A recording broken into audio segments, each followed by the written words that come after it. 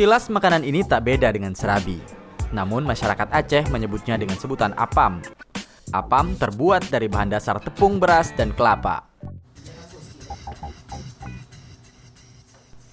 Cara memasaknya juga begitu khas. Jeruk dari tanah liat digunakan untuk membakar adonan tepung dan kelapa ini.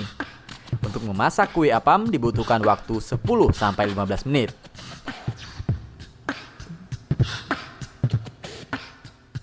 Menyempurnakan rasa kue apam ini biasanya warga Aceh menambahkan kuah tuhe, yaitu kuah berupa santan yang dicampur potongan pisang raja dan buah nangka. Makanan tradisional Aceh ini kini mulai dilupakan. Karena itulah komunitas peduli budaya dan sejarah Aceh menggelar Kanduri Apam. Pegelaran Kanduri Apam yang dilakukan di Museum Aceh ini untuk membangkitkan kembali adat dan kebudayaan Aceh yang kian terkikis. Di masyarakat Aceh, apam sering disajikan pada saat acara menempati rumah baru, turun tanah anak, dan beberapa acara adat lainnya. Selain itu, Kanduri Apam juga biasanya digelar memperingati Hari Asyura, yaitu untuk mengenang peristiwa meninggalnya cucu Nabi Muhammad SAW, Hasan dan Hussein.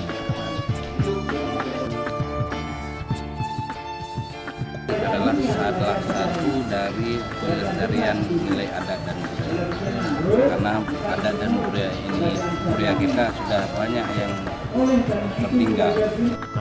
Kanduri Apam ini digelar dalam rangka membangun kembali adat dan kebudayaan Aceh pada momentum bulan Rajab menjelang tibanya bulan suci Ramadan. Acara adat dan kebudayaan ini untuk mengingatkan kembali kepada masyarakat jenis kuliner yang telah mulai dilupakan ini. Dari Banda Aceh, Fadil Batubara melaporkan untuk Aceh Video.